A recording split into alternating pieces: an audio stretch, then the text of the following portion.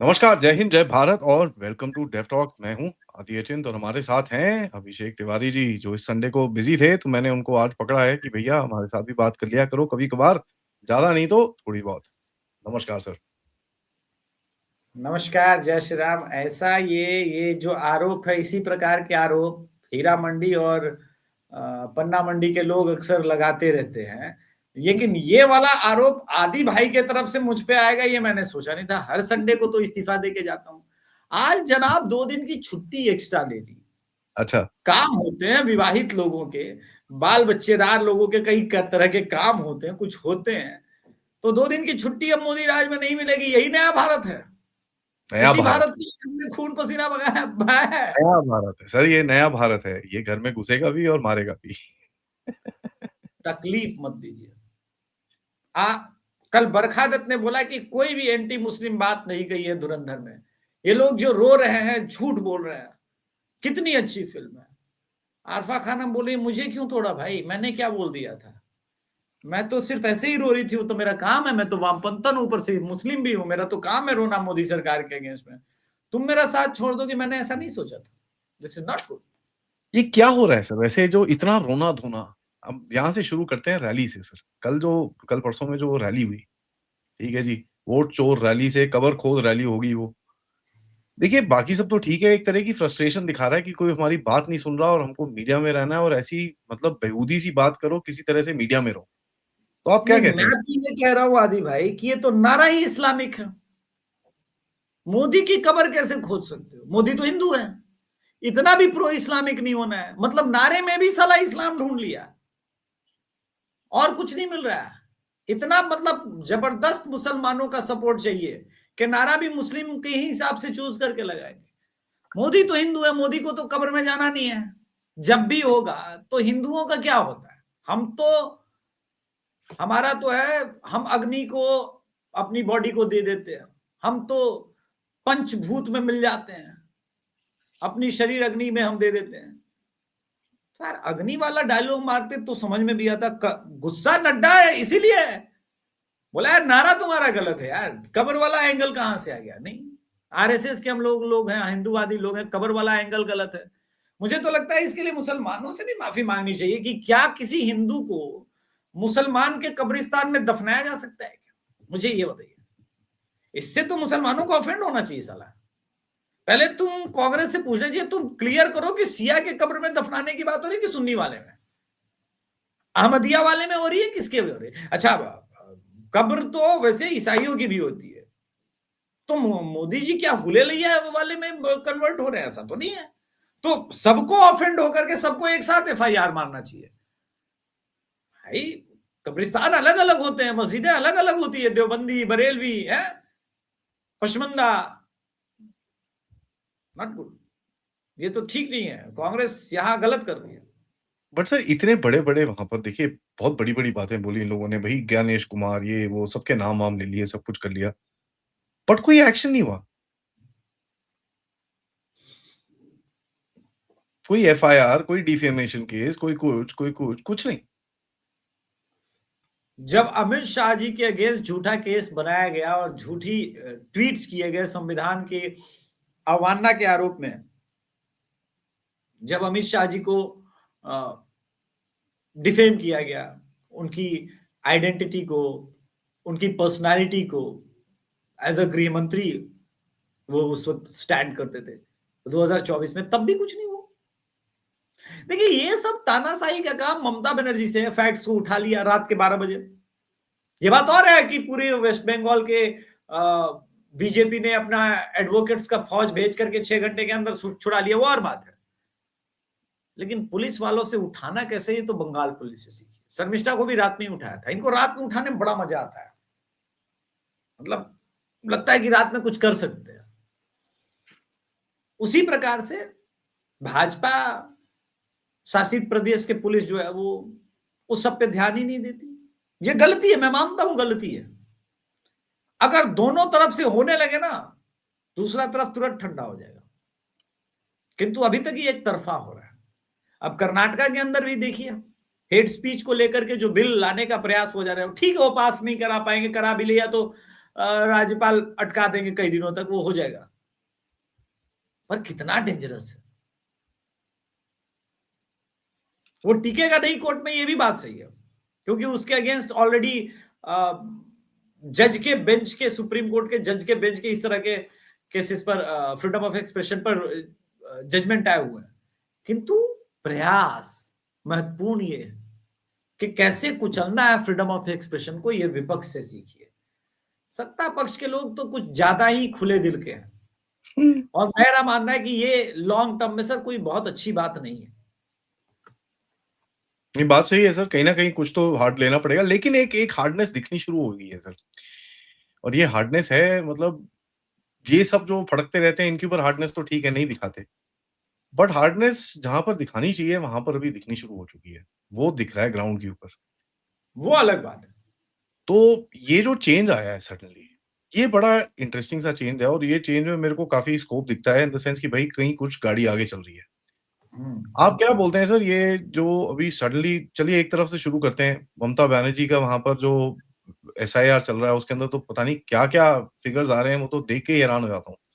2 करोड़ लोगों को बोला भैया अपने डॉक्यूमेंट ज़रा दोबारा दिखाइए। तो मतलब 2 करोड़ अगर फँसे हैं इसके अंदर, तो आपको समझ में आना चाहिए 2 करोड़ के आगे डी लगा हुआ है इस टाइम पे, ठीक है? हाँ, डी लगा हुआ। डी लगा हुआ है। तो 2 करोड़ अगर फँसे हैं इसके अंदर, तो कितने अभी बचेंगे, कितना क्या होगा? ये तो पूरा एकदम मेल्टडाउन स्टेटस है। यूपी में 3 करोड़, आज राजस्थान में बोल दिया भई 42 लाख, और तमिलनाडु में 85 लाख, केरला में कोई प 45 लाख। तो अब कैसे देख रहे हैं इस चीज़ को? ये तो मतलब एकदम पूरी रीढ़ की हड्डी तोड़ने की बात है सर एकदम। देखिए सर, मैं कुछ बताता हूँ एक बात। जब यूपी और इस पर हम लोग बात कर रहे थे, संजय दीक्षित सर चैनल पर आए हुए थे, उनका एस्टिमेट 6 लाख का था, मेरा 6 करोड़ का है, उनका, मेरा एस्टिमेट लगभग 7 करोड़ का है। हुँ, और 7 करोड़ के आसपास मैं फर्स्ट फेज के एसआईआर की बात कर रहा हूँ, जिन जिन स्टेट में अभी हो रहे, पूरे देश की बात नहीं कर रहा हूँ। अब ये आंकड़ा 7 करोड़ भी पार कर रहा है सर। ये हो रहा है क्योंकि इसमें बिहार को इंक्लूड कर लेते, क्योंकि बिहार में भी 70 लाख कटे थे। बंगाल में 58 लाख तो कट गए हैं सर। 98 लाख ऐसे हैं जिसमें पिता पुत्र और इन सब का वो जांच चल रहा है, सब कुछ, वो फिर अलग कटेंगे। तो आप देखिए कि सर ये बहुत बड़ा नंबर बंगाल से हो जाएगा, मोर देन करोड़ हो जाएगा। 4 करोड़ यूपी में हो गया, तमिलनाडु में 1 करोड़ के ऊपर का नंबर जा रहा है। अब तमिलनाडु जैसे स्टेट में क्यों जा रहा है, ये मेरे और आपके लिए ये $1 मिलियन क्वेश्चन है कि क्यों जा रहा है। उसका कारण है सर, सबसे बड़ा कारण ये है कि इस देश में न जाने कितने वर्षों से एक सेगमेंट के विचारधारा की पार्टियां रही, जिनका एक ही लक्ष्य था, इनको बसाओ, ये हमारा वोटर बनेगा, ये हमारे हमारे को जिताएगा, हमारे बाल बच्चों को जिताएगा, उसके बाल बच्चों को जिताएगा, कोई बात नहीं, ये प्राइवेट लिमिटेड कंपनी के लिए फ्री में मजदूरी करने को तैयार है। आज मैं सड़क से आ रहा था और इसी को लेकर के मैं सोच रहा हूं शो भी करूंगा। आज से 5 वर्ष पहले कर्नाटका के अंदर फिर भी कुछ दिख जाती थी, लेकिन नॉर्दर्न बेल्ट में इतनी अधिक बड़ी बड़ी हांडी लगा करके मुरादाबादी बिरयानी, दिल्ली बिरयानी, हैदराबादी बिरयानी के दुकान नहीं देखते थे। मुसलमान त्योहार आए और कब चले गए पता नहीं चलता था। अब शहर गलियां बंद रहने लगी। अगर मोदी जी स्पीड अप है ना, तो अचानक से आप देखिएगा पिछले 1 साल के अंदर इन्होंने भी अपनी गति बढ़ाई है कि हिंदू जाग रहा है, इसलिए हमको भी अपना प्रोसेस तेज करना होगा। अब इस दोनों प्रोसेस में से कौन जीतेगा, ये आने वाला 5 साल बता देगा sir. UP election, Bengal election और 2029 का लोकसभा चुनाव, ये 3 ऐसे चुनाव है सर जो इस देश की दिशा और दशा दोनों तय कर देंगे।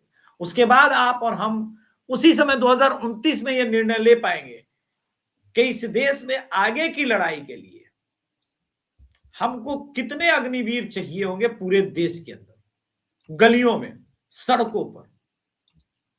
फिर अग्निवीर की संख्या आपको बढ़वानी होगी, वही बचा पाएंगे इस देश को।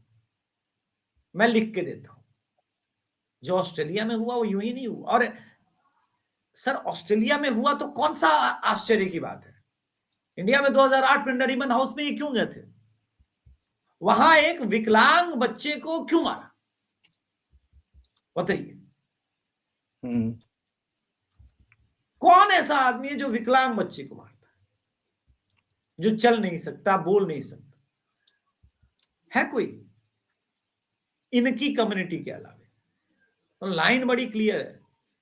मोदी जी, अमित शाह जी हो या अब नए भाजपा के कार्यवाहक राष्ट्रीय अध्यक्ष, और भविष्य में वही मेरा जो मानना है कि जो परंपरा रही है बीजेपी की, कार्यवाहक के बाद वही राष्ट्रीय अध्यक्ष भी बन जाते हैं, तो नितिन नवीन जैसा हिंदुत्ववादी फेस हो। ये सब उसी श्रेणी के हैं। और बीजेपी तो अब एक कदम आगे की सोच रही है। अगले 20 साल का तो बीजेपी मैपिंग कर ले रही है, कम से कम नितिन नवीन के चयन के बाद तो ये मैं देख पा रहा हूं जी। नहीं, वो तो है सर, उसके ऊपर मैं आऊंगा। ये जो अभी बीजेपी के प्रेसिडेंट का अपॉइंटमेंट हुआ है, ये बड़ा इंटरेस्टिंग है। इसका एक 2-3 और एंगल निकल रहे हैं, क्योंकि एक वो कई लोग कास्ट एंगल से भी देखते हैं, इसके ऊपर काफी डिस्कशन चल रही है कि यार ये तो एकदम, ये तो बोलते हैं ना क्या वो क्या फर्स्ट फ्रंट बोलते हैं, क्या बोलते हैं उसको, ये फर्स्ट फर्स्ट लाइन से आया है या क्या, जो भी है उसके ऊपर मैं आता हूँ। बट इस टाइम पे जो आप देखते हैं ममता बनर्जी के ऊपर किस तरह से चीजें चल रही हैं, एक कोर्ट का केस जो कभी बीजेपी कभी लड़ती नहीं, कभी कुछ बोलती नहीं उसके बारे में, तमिलनाडु में एटलीस्ट उसके बारे में बात कर रही है। जम्मू कश्मीर के अंदर जो वैष्णो देवी बॉर्डर पे हुआ, वो वहां पर आके बात करी है। तो एक चीज है जो हमारा सेंटिमेंट है, जिसको हम बोलते थे ये सुनते नहीं है, समझते नहीं है, कहीं ना कहीं उसका दरवाजा खुला है। आप इसको मानते हैं कि नहीं मानते? नहीं, बिल्कुल मानता हूं। अगर देखिए, भाजपा चुनाव क्यों जीतती है? क्योंकि भाजपा ग्राउंड से फीडबैक लेती है। भाजपा एकमात्र ऐसी पार्टी है जो अपने कार्यकर्ताओं का एकदम नीचे के स्तर के कार्यकर्ता, मैं बोल रहा हूं पन्ना प्रमुख का, उसने अगर अमित शाह जी को फीडबैक भेज दिया है ना, किसी बड़े नेता के भी अगेंस्ट में, तो किसी भी दिन उनका पत्ता कट सकता है। और एक लोअर लेवल का कार्यकर्ता ने किसी अपने और कार्यकर्ता के बारे में प्रशंसा पत्र भी लिखा है, तो वो भी पहुंचता है। यही कारण है कि भाजपा चुनाव दर चुनाव जीत रही है। कोई रॉकेट साइंस नहीं है सर चुनाव जीतना। अपने कार्यकर्ताओं का सम्मान, सही कार्यकर्ता को समझना, और कौन आपके लिए लीडरशिप तय कर सकता है, कौन आपको आगे लेके जा सकता है, यह सब पर संघ की सूक्ष्म दृष्टि। संघ अपने बच्चों की तरह भाजपा के एक एक कार्यकर्ता को देखता रहता है, दूर से नजर बनाए रखता है। और जो काबिल लोग होते हैं, कब कौन प्रदेश अध्यक्ष बन जाएगा, कब कौन सीएम बन जाएगा। आप सबसे बढ़िया उदाहरण देता हूं मैं, जो छत्तीसगढ़ के मुख्यमंत्री, ये तो आदिवासी कल्याण में भेज दिए गए थे सांसद का चुनाव लड़ने के बाद भी। 2019 में इनको सांसद का भी टिकट नहीं मिला। बोला जाइए आदिवासियों के बीच काम कीजिए, बहुत वहां पे कन्वर्जन हो रहा है। विष्णुदेव साय जी 6 साल तक लगे रहे, ना उन्होंने संघ की तरफ, बीजेपी की तरफ मुड़ के देखा, और ना संघ ने उनकी तरफ मुड़ के देखा। क्यों? क्योंकि दायित्व दिया जा चुका था। 6 वर्ष तक उन्होंने बहुत काम किया, सीधे सीएम बने, फिर चुनाव भी नहीं लड़ा, सीधा सीएम बन गए। कैसे बन गए? नहीं, चुनाव तो लड़ा, मतलब विधानसभा का, लोकसभा नहीं लड़ा। तो कैसे बन गए सीएम? क्योंकि आदिवासी वनवासी कल्याण में कार्यक्रम में उन्होंने जो मिशनरियों के अगेंस्ट काम किया, जिस प्रकार से वो डटे रहे, संघ ने उसकी बात समझी। अब इसी छत्तीसगढ़ से नितिन नवीन को लेकर के आओ, मतलब आप देखिए कि कितना नोएडा ऑफिस के लोग क्लूलेस हैं। आदि भाई, मैं आपको, आप जाएंगे बाद में, वो अलग बात, लेकिन मैं एक पॉइंट कहना चाहता हूं। किसी ने कहा कि भाई संघ ने अमित शाह का वर्चस्व तोड़ दिया। एक बड़ा चैनल है जो दिन रात फेक न्यूज फैलाता रहता है, उसने कहा अमित शाह का वर्चस्व तोड़ दिया। ये अमित शाह के और मोदी के सोच से बाहर के आदमी को लेकर के आ गए।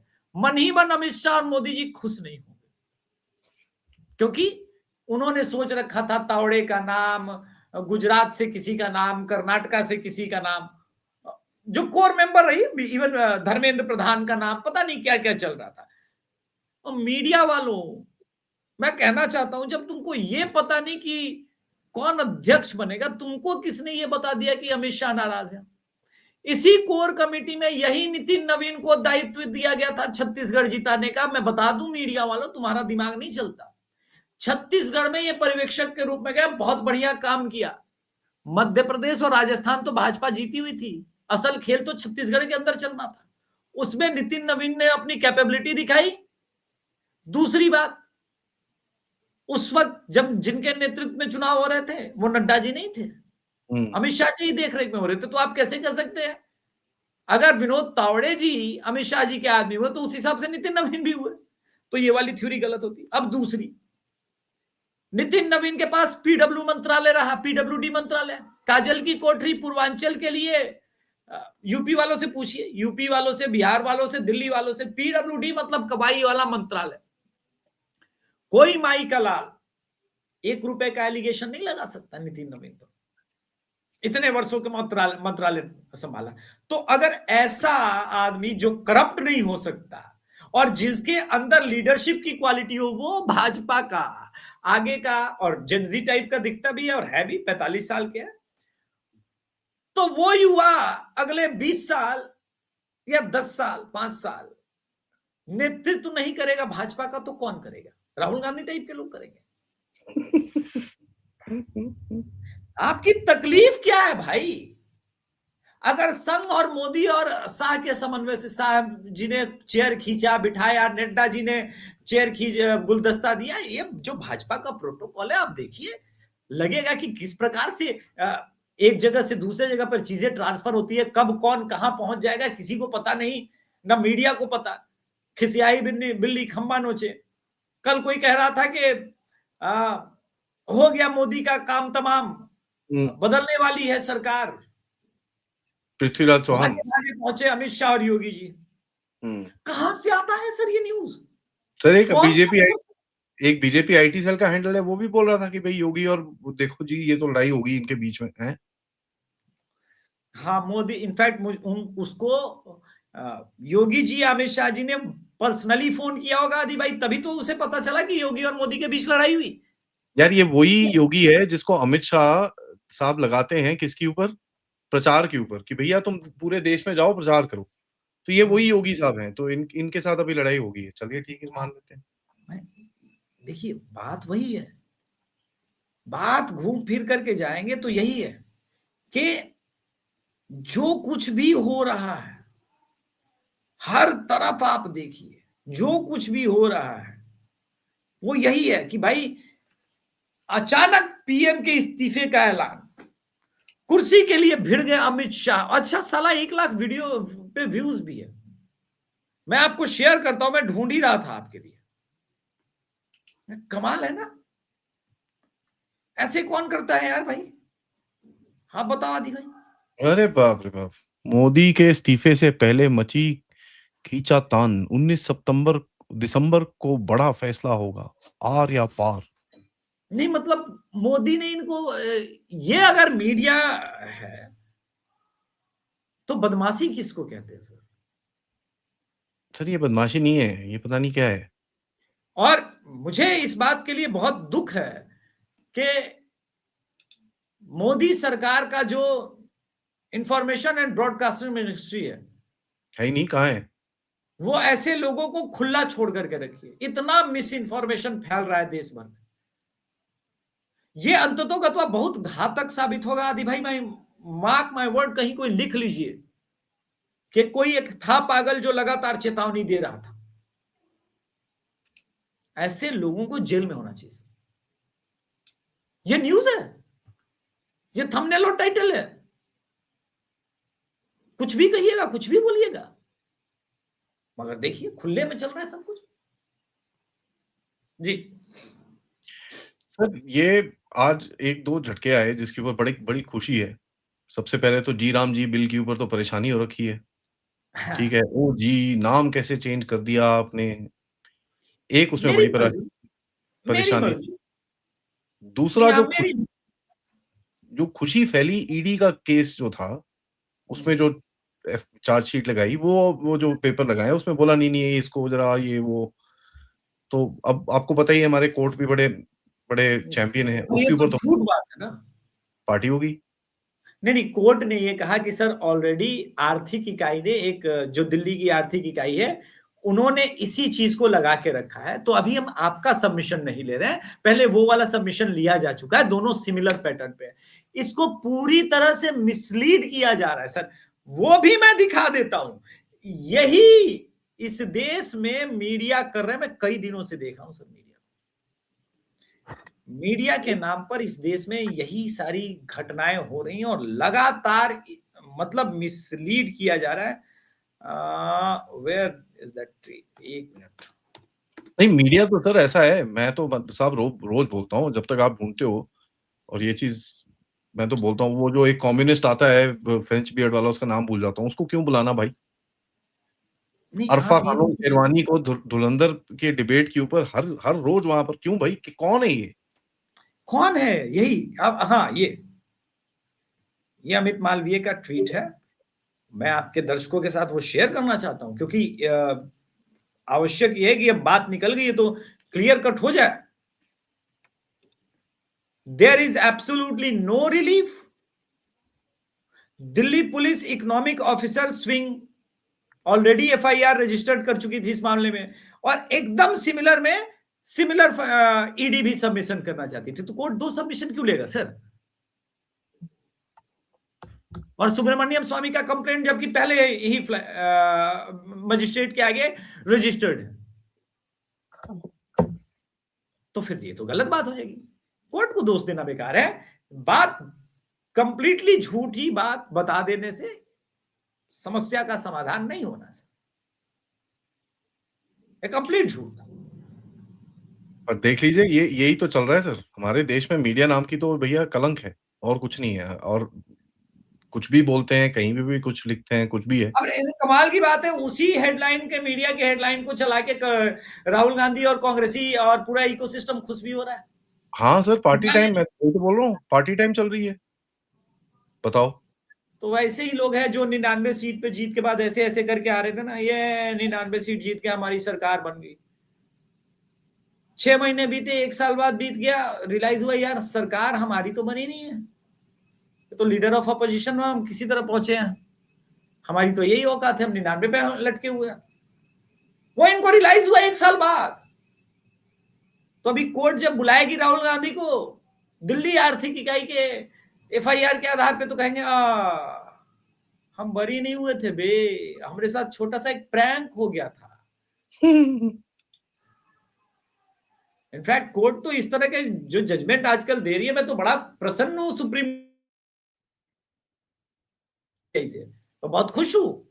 बहुत अच्छा जजमेंट जा रहा है, बहुत अच्छा माहौल बना हुआ है, आउट ऑफ सिलेबस आ रहा है क्वेश्चन। ये लोग आए थे, मोदी और अमित शाह प्रिपेयर करके आ गया है सीजीआई सूर्यकांत, बोला आजा बेटा एसआईआर पे बहस करनी है, आ जाओ सब, सारे आ जाओ, सारे आ जाओ, सारे आ जाओ। आधार कार्ड पे करना है, आ जाओ, कपिल सिब्बल, अशोक, अभिषेक मनु सिंघवी, सारे आ जाओ। हर्ष बंदर भी आए क्या? उसको भी बुला लो, लो लो सब। हाँ भाई, किसको किसको लगता है कि आधार कार्ड नागरिकता का प्रमाण पत्र? सर मुझे लगता है, मुझे लगता है, मुझे लगता है। एक काम करो, अपना अपना आधार कार्ड निकालो जी, पीछे पलटो, क्या लिखा हुआ है? माय लॉर्डशिप लिखा हुआ है, ये नागरिकता का प्रमाण पत्र नहीं है। हाँ खत्म, चलो नेक्स्ट। और कुछ बचा हुआ है क्या? ऐसे ट्रोलिंग चल रही है सर कोर्ट के अंदर। नहीं नहीं, वो तो है। और आज गवर्नमेंट ने भी कोई 73 75 लॉज भी चेंज कर दिए, पता है कुछ और, जहां पर तो ये तो सर पूरा वो जो बैक एंड पे चल रहा है ना, मैं उसको पता है क्या बोलता हूँ सर? बैक एंड पे जो चल रहा है, मूड खराब है बॉस। अरे सर, मैं मेरा मूड पता है कि क्यों खराब है? सरकार ने व्हिप जारी किया है। अब मुझे ये समझ में नहीं आ रहा, मैंने सारे लॉज पढ़ लिए, बिल पढ़ लिए, कि ऐसा कौन सा बिल आ रहा है जिसके लिए ये व्हिप जारी करनी पड़ गई है सर? और ऑपोजिशन ने भी कर दिया सर व्हिप जारी। वही तो बात है, ऐसा कोई तोप वाला तो कुछ अभी तक पता चल नहीं रहा है। सरकार के व्हिप जारी करने के बाद अपोजिशन भी व्हिप जारी की हुए है, पर मैटर कहां फंसना है? ऐसा तो नहीं कि फिर ये बोलेंगे अपोजिशन वाले हमको तैयारी का टाइम नहीं दिया। मैं खुद भी डर, क्योंकि मुझे भी कहा तैयारी का टाइम दिया इन्होंने। मैंने अपने सोर्सेस जो दिल्ली में है 10-15 सोर्सेस को फोन कर लिया सुबह से, और मैं पागल हो रखा हूं पूछ पूछ के कि भाई मैटर क्या है, किस लिए व्हिप जारी हुआ है। किसी को कोई आइडिया नहीं लग रहा है, किसी को कोई आइडिया नहीं। मतलब अजीब खेल चल रहा है सरकार का, ना मीडिया को पता है, न किसी को कुछ पता है, बस है। तो चलिए देखते हैं क्या होता है नहीं, 2-3 दिन में। वो तो मोदी जी का है ना कि जब वो बाहर होते हैं स्पेशली तो पीछे से पटाखे ज़रूर फटते हैं। ये ये वो मुझे सबसे मैं एक ही कॉमन फैक्टर है इसमें, हाँ, कि फिर से मोदी जी बाहर हैं। वक़्फ़ का हुआ था, मोदी जी नहीं थे। याद है? कभी भी नहीं रहते मोदी जी। तो मोदी जी वो 370 में नहीं थे सर पूरे सदन में। नहीं, थोड़ा वो थे संभालेगा ना अमित भाई। बोलो जाओ ना यार मोटा भाई, आप जाओ, मैं संभालूंगा। देख लेना अमित भाई, कचरा नहीं करना ना ना, आप जाओ ना, मैं तो रेल दूंगा। अरे रेल बना दूंगा, रेल। आप जाओ तो सही, एक बार देखो तो फिर मैं आप सामने होते हो तो थोड़ा मुझे भी थोड़ा बैलेंस करना पड़ता है। आप नहीं रहो फिर देखो अमित शाह क्या है सदन के अंदर। फिर अमित शाह बोलते हैं जा यार तुम ही SIR पे बोलो, मैं नहीं बोल रहा है। बोला थैंक यू मोदी जी, अब देखो मैं कैसे पटक पटक के धोता हूं। राजदीप सरदेसाई खुद बोल रहा है यार, बहुत बुरा धोया अमित शाह ने ना, SIR के ऊपर बहुत गंदा धो दिया यार। मतलब मैं राहुल गांधी होता तो 5 मिनट में ही भाग लेता, वो तो 50 मिनट तक डटा रहा। ये इसके लिए आपको राहुल गांधी को थैंक यू बोलना चाहिए। पर अभी देखो मेरे हिसाब से तो आप पता है ये जब चीखें निकलती हैं ना, अनुरादिति रॉय, वो सुज़ैन रॉय आके बोलती है कि भई पार्लियामेंट अटैक तो हुआ ही नहीं। एक आज तो कौन सी? पृथ्वीराज चौहान साहब हैं, फॉर्मर सीएम, कहते हैं कि भैया पहले दिन पे ही 7 तारीख को ही हम हार गए थे। ऑपरेशन सिंदूर करने की क्या ज़रूरत है? हाँ ठीक है, तो ठीक फिर है? तुमको क्या उसके दिक्कत है? बाद कहते हैं 12 लाख की सोल्जर्स क्यों रखे हुए हैं हमने? नहीं तो आपके टाइम में नहीं थे क्या ये सोल्जर्स? मैं क्या हुआ यार? मैं ड्यू रिस्पेक्ट एक बात पूछ लूं सर, उन दिनों हमारे पास इस तरह का एप्पल फोन नहीं होता था, सिंपल मीडिया मल्टीमीडिया फोन होता था। एक MMS वायरल हो रहा था जो यहां तक चुभता है आज भी। हमारे जवानों का वो सर काट के लेके गए थे, उसके साथ वो खेल रहे थे, याद है कि नहीं? उसके 7 दिन बाद ये टीम जो है पाकिस्तान टीम यहाँ के क्रिकेट खेल रही थी, 7 या 1 महीने बाद, 7 दिन या 1 महीने बाद। दुनिया में कहीं देखा है? सर हमने 25 मिलियन 29 मिलियन डॉलर दिए थे पाकिस्तान को। बाढ़ राहत के नाम पे ना, 26/11 के बाद। तो उनसे मैं ये पूछना चाहता हूं, सैनिक तो तब भी थे, तो क्या बाढ़ राहत में फिर आप कम से कम एक कदम आगे बढ़ते, बोलते जाओ हमारे जवानों बाढ़ में पाकिस्तानी डूब रहे, उनको बचाओ तुम। वो खंजर मारेंगे पीठ पर, जब तुम बचा के लेके उनको कंधे पे लेके जा रहे हो सकता है वो खंजर मारेंगे, लेकिन कुछ करना नहीं। ये कैसे लोग हैं? ये क्यों चुनाव हारते हैं? अमित शाह जी ने सदन के अंदर बोला ना, ये क्यों चुनाव हारते हैं? क्योंकि इस देश के जनता के दिल दिमाग से सिर्फ ये उतरे नहीं, अब जनता इनसे घृणा करने लगी है, थूकती है। कोई आता है ना पार्टी वार्टी में, हम लोग के कॉमन गैदरिंग्स में, और गलती से कोई कहता है तो कह देता है वो तो कांग्रेसी है, तो लोग दूर भागने लगते हैं। हट, सामाजिक बहिष्कार हो रहा है कांग्रेसियों का सर। सर मेरे को ये बताओ इंडी अलायंस के बीच में से आपकी समाजवादी पार्टी का एक वो क्या नाम है उनका, मैं IP सिंह साहब, उन्होंने आके जो बयान दिया, उमर अब्दुल्ला आके जो बयान दे रहा है, उनके अपने एक मिनिस्टर ने आके इतनी जोर से बयान दिया, वो मैं उनका नाम भूल गया, उनका वो आई थिंक ट्रेड या कुछ मिनिस्टर थे, अश्विनी अश्विनी साहब, अश्विनी कुमार साहब, उन्होंने बड़ा जबरदस्त बयान दिया। ये तो अंदर से आवाजें उठ रही हैं अभी। नहीं समझे, इसके लिए कल मैंने शो किया था। जब जब कर्नाटका का कोई, कर्नाटका से कांग्रेस का प्रेसिडेंट बन जाता है ना, कांग्रेस टूटती है। आपको पता है प्रशांत किशोर और प्रियंका वाड्रा की मीटिंग चली है 4 घंटे की। हाँ, मैं मेरा मीटिंग अगला सवाल यही था। ई का अब मीटिंग ई का किसने हो रहा कराई है। है पता है? मीटिंग कराने में कृष्णा अल्लावरू का बहुत बड़ा हाथ रहा है। तो ये क्या है कि भैया तू तू अलग हो जा, तू अलग हो जा।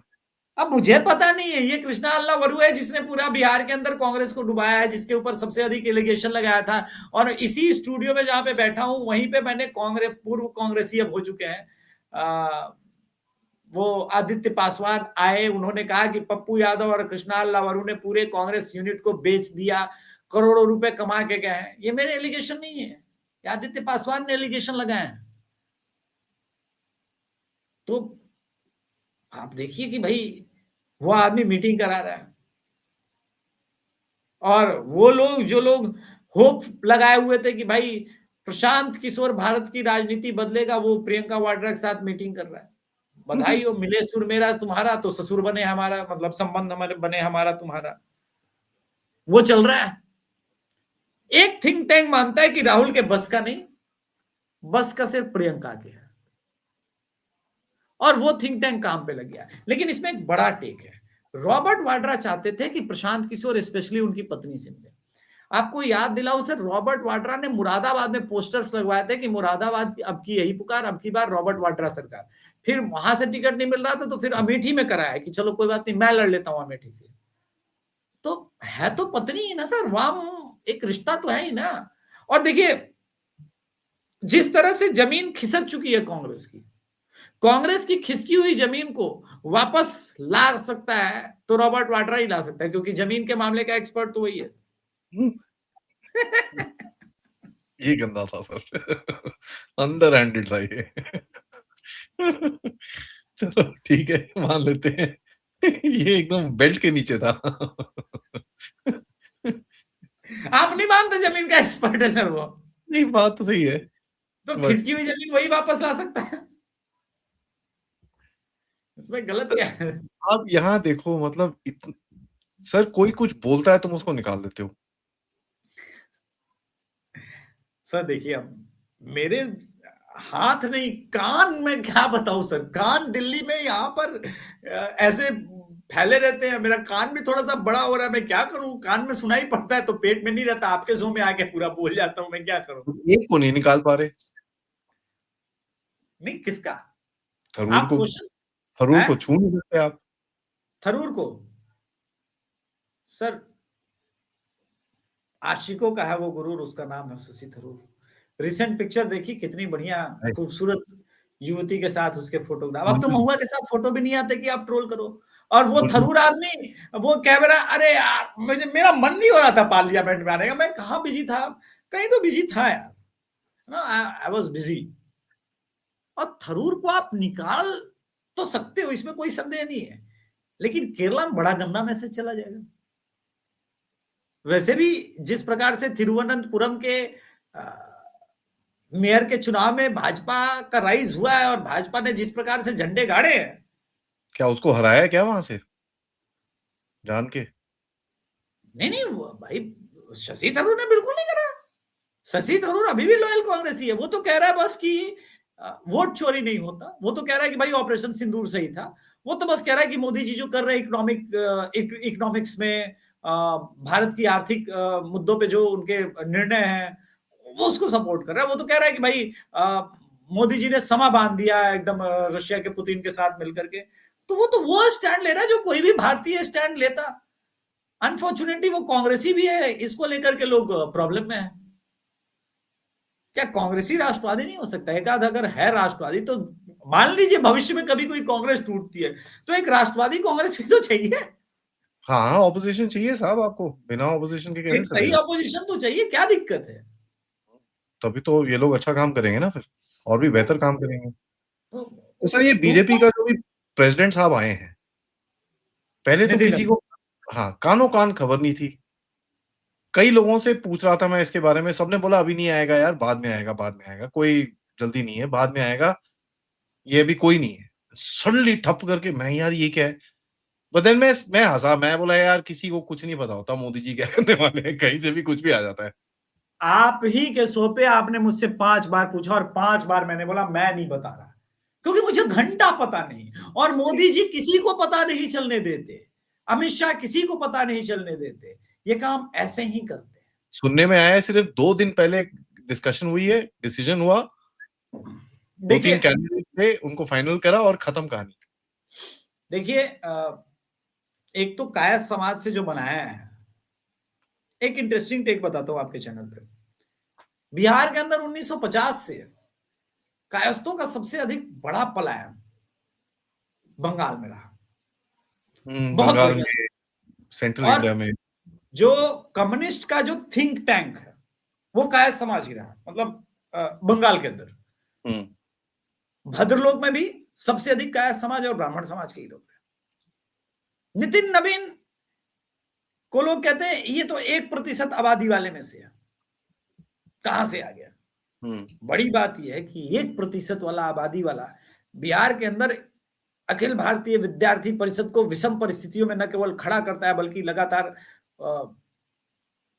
उसके नेतृत्व में, उसके जान पहचान में आप देखिए हमेशा ही पटना यूनिवर्सिटी में झंडा गड़ता रहा। नेतृत्व की क्षमता 2020 में मिला था इनके ब्लड डोनेशन कैंप में इनके लड़कों के साथ। क्या जोश भर देता है यार। मतलब सत्य तो ये है कि मैं बिहार में हूं और मुझे भी पता नहीं था।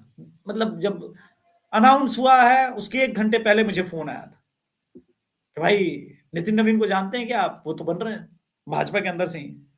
तो मैंने बोला हाँ जानते हैं, तो बहुत पुराना रिलेशन है, चूंकि बांकीपुर विधानसभा से ही है भाई, वो बन रहा है। मैंने बोला भाई साहब संघ ने पकड़ लिया, क्योंकि संघ ही है जो देख रहा था कि आदमी पीडब्ल्यूडी में कैसे काम कर रहा है, भाई कितनी ईमानदारी से उठा ले गया। और एक बैलेंस आदमी चाहिए भी था आपको, जो संघ के लोगों को भी बैलेंस करे। और दूसरी बात सर, बिहार ने 200 सीटें दी सर, बिहार से एक बड़ा राष्ट्रीय नेता चाहिए था भाजपा को, भाजपा को ये मौका देना ही था। तो बोला यार चलो देखते हैं, वीरेंद्र सहवाग को 4 डाउट के जो ओपनिंग करा के देखते हैं कितना बड़ा हिंदुत्ववादी है। अगर इसका और है हिंदुत्ववादी भयंकर, अमित शाह टाइप का है। अगर ये बंदा खेल गया पिच पर ना, पहला ही मैच इसका इंडिया पाकिस्तान के साथ है बंगाल में, समझ लीजिए इंडिया पाकिस्तान जैसा मैच है, जहां अपने कार्यकर्ताओं को भी बचाना है, अपने कार्यकर्ताओं के साथ खड़ा भी रहना है। और रिजल्ट बताऊं सर, फैक्ट्स वाले को अरेस्ट किया था, 24 घंटे में नहीं हुए थे नितिन नवीन को बने हुए। पूरी बंगाल यूनिट वहां पे पहुंच गई कोर्ट रूम में, बीजेपी बंगाल यूनिट, और निकलवा के लेके आ गई भाजपा के समर्थक एक एक्स हैंडल को। भाजपा से कोई डायरेक्ट रिलेशन नहीं, एक समर्पक जिसको कहते हैं समर्पित भाजपा का एक्स हैंडल सपोर्टर उसके लिए खड़ी हो गई। ये वाला काम इन लोगों ने 2021 में कर दिया होता तो ये नौबत नहीं आती। तो मुझे लग रहा है कि पहली गेंद पे तो बाउंड्री लगी गई है सर। मैसेज तो स्ट्रांग है सर, वो बात नहीं है, क्योंकि जो जो काफी लोग परेशान थे इसके ऊपर, और एकदम से जब वो बाहर निकला, सबसे पहली चीज उसने बोली भाई थैंक यू आप लोगों ने मेरी बड़ी हेल्प करी, विच वॉज क्वाइट इंटरेस्टिंग। क्योंकि क्या होता है ना, कभी कभार होता है कि भैया कोई हेल्प नहीं करता, ये नहीं है वो नहीं है, वो सबसे पहले हुआ। That was quite interesting. अगर नितिन नवीन बंगाल में बढ़िया परफॉर्म कर गए ना, मैं बता रहा हूं अगले 3 साल ये किसी भी लिबरल गैंग को ये आदमी सोने नहीं देगा, मार्क माय वर्ड। एनर्जी से भरा हुआ आदमी है सर। रात मुझे याद है हमने बिहार बीजेपी ऑफिस घेर लिया था। हमारा जो अभिषेक राजा गया था, तो अभिषेक राजा और नितिन नवीन जी वाज लाइक ऐसे बहुत क्लोज। हम लोग इनके पास गए थे, 2 मिनट के अंदर, पीडब्ल्यूडी मंत्री था, 2 मिनट के अंदर मिलने का समय दे दिया था इस आदमी ने। बोला क्या बात कर रहा, अभिषेक राजा जेल में चला गया है, तुरंत फोन गया।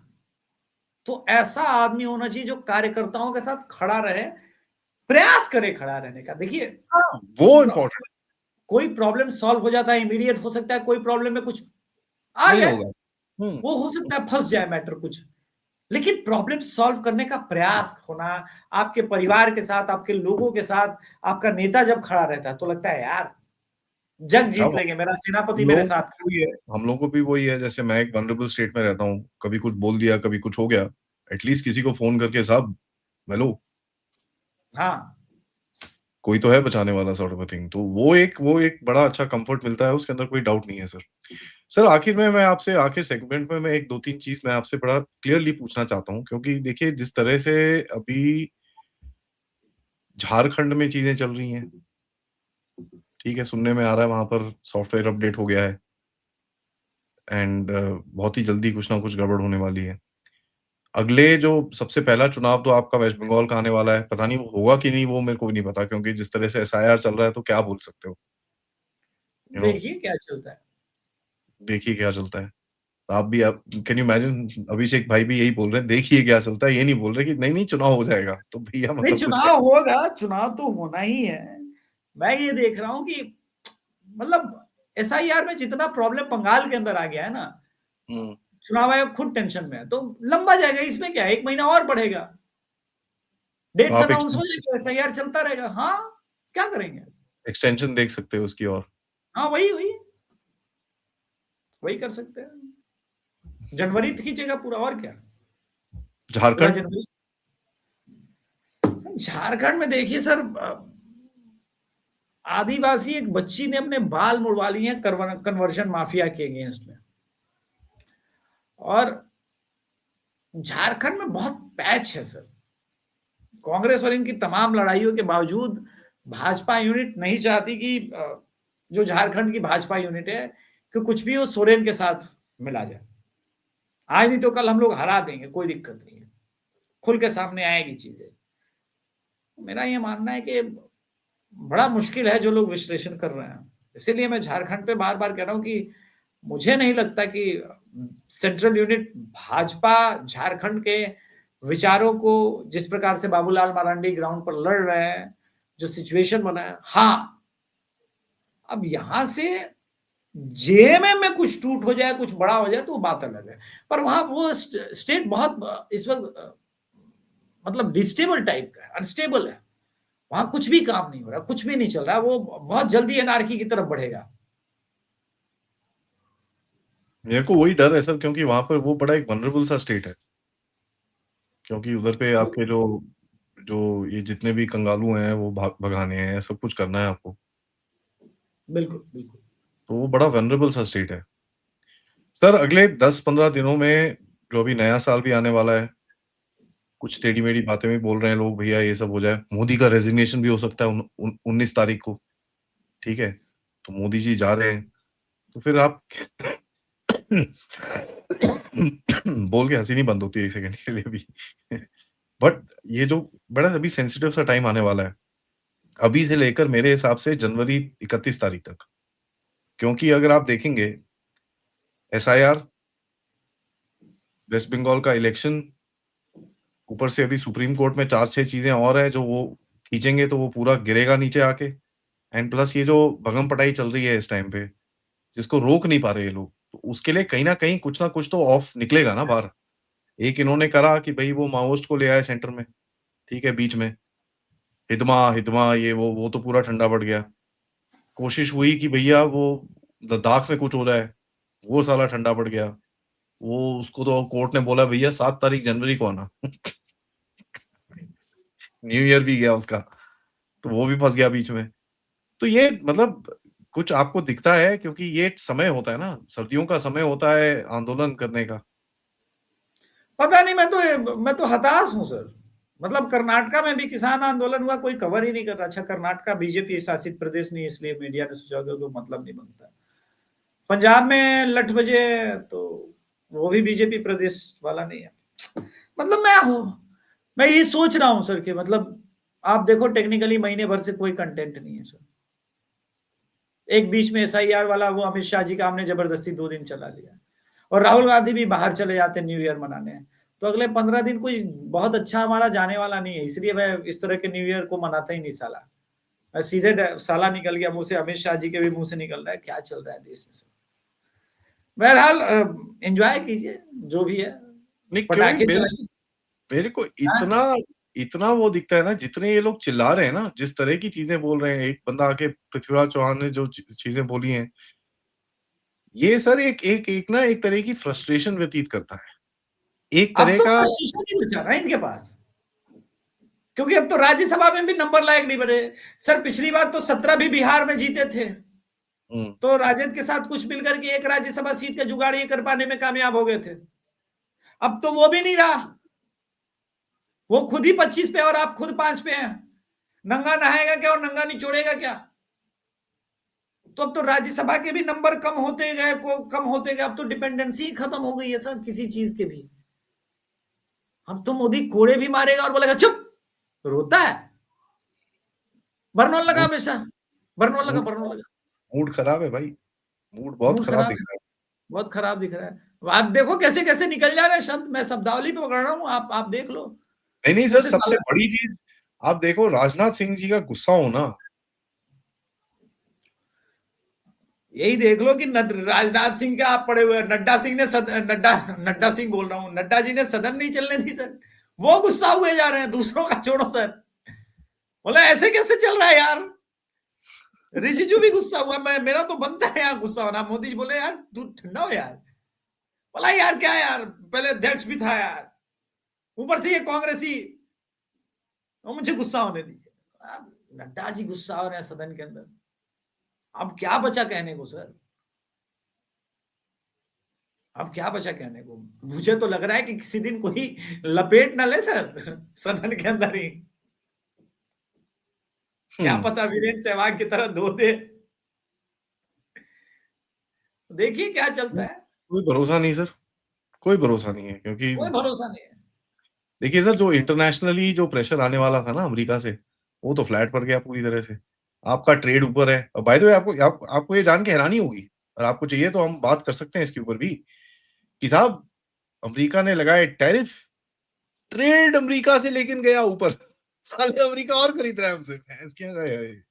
क्या है? भाई जो चीजों का विकल्प नहीं है, ये एक ने बोला आकर के भाई राइस पे भी टैरिफ लगा देंगे क्या। मैंने बोला तू क्यों चिंता कर रहा है, हमारा 3% का सप्लाई है भाई, हमारा टॉप क्वालिटी का राइस होता है, पूरी दुनिया कदमों में बिछी है खरीदने के लिए। एक कतर वाले, दुबई वाले, शेख सब आते हैं हरियाणा में, चावल की क्वालिटी देखते बोले भाई भेज देना, ये एक्सपोर्ट हो गया, ये एक्सपोर्ट हो गया, खेतों से ये एक्सपोर्ट हो जाता है। भाई कहां पड़े हुए तुमको पता नहीं है, ये कैमूर, मैं बिहार के कैमूर की बात बता रहा हूं। यहाँ एक बहुत अच्छी क्वालिटी सोना चावल होता है, मतलब धान का कटोरा बोलते भी ये रोहतास को और कैमूर को, और भोजपुर का भी वो एक पार्ट आता है, तो हमारा धान का कटोरा वो बोला भी जाता है। ऐसे ऐसे किसानों के पास आजकल विदेशी लोग पहुंचते हैं, बोला सर इतने इतने में हो जाएगा, 4-5 किसान मिलकर के लगा रहे हैं, एकदम सीधा सीधा माल यहां से गया वहां, कहानी खत्म। अब कहां पड़े हुए हम चक्कर में, वो टाइम चला गया सर। हरित क्रांति का जनक जरूर पंजाब हुआ करता था, आज तो बंगाल से लेकर के, बंगाल का भी चावल प्रीमियम क्वालिटी का उगने लगा सर। पहले बंगाल प्रीमियम क्वालिटी का नहीं उगाता था, अब बंगाल भी, मतलब आप देखो यूपी, बिहार, इधर मध्य प्रदेश, अलग ही कहानी चल रही है, कोई मतलब नहीं बनता। सबसे मजेदार पता क्या लगता है मेरे को? स्वाति मालीवाल। अरे सर, उस अकेले बंदी ने पंजाब को बोला चल रिंग में मिलते हैं। केजरीवाल बोला नहीं, मैंने नहीं जाना, मैंने नहीं जाना। बोला ऐसे कैसे नहीं सर, वो लड़की खुले में बोलती है, मैंने तुमको दिल्ली में हिलाया, अब दूसरी बारी करूंगी मैं तुम्हारे साथ। मैं बोला भाई ये लड़की ना कोई से गुस्सा ना हो भाई, बहुत खराब है। तो जिस चीज का भी गुस्सा है वो तो उतारेगी, अच्छे से उतारेगी, उतार ही रही है। जिस चीज का भी गुस्सा है, गुस्सा बहुत खतरनाक है। बिल्कुल अभिषेक भाई, थैंक यू सो मच, आपसे बात करके हमेशा अच्छा लगता है, कुछ सीखने को मिलता है। सब ऑडियंस से भी रिक्वेस्ट है कि वीडियो को लाइक करिए, चैनल्स को सब्सक्राइब करिए, दोनों चैनल्स को सपोर्ट की जरूरत है। दिसंबर के टाइम पे हमेशा हमारी वॉल्यूम थोड़ी डाउन ही रहती है, तो please support the channels, end of course अगर आप कंट्रीब्यूट भी करना चाहते हैं, डिस्क्रिप्शन आप देख सकते हैं, उसमें सारी आपको डिटेल्स मिल जाएंगी। हाँ यार, तो बिहार इलेक्शन तो अपना था मेरा, मैंने अपनी जेब से लगा के कर लिया। बंगाल इलेक्शन अगर आप मैं ग्राउंड पे जाना है तो भाई मुझे सपोर्ट की तो जरूरत थी। और पता नहीं भी दिसंबर में ही क्या होता है यार, हमेशा ही अटक जाता हूँ यार, पूरा अटक जाता है एकदम से, सबका डाउन है, किसी का भी ऊपर हाँ नहीं सबका है, सबका है, वो मैटर नहीं करता। मेरा तो इलेक्शन है ना, बंगाल इलेक्शन हमको तो कवर करना है ना, हम क्या करें। चलिए कोई नहीं, देखेंगे। थैंक यू सर, नमस्कार, जय हिंद, जय भारत।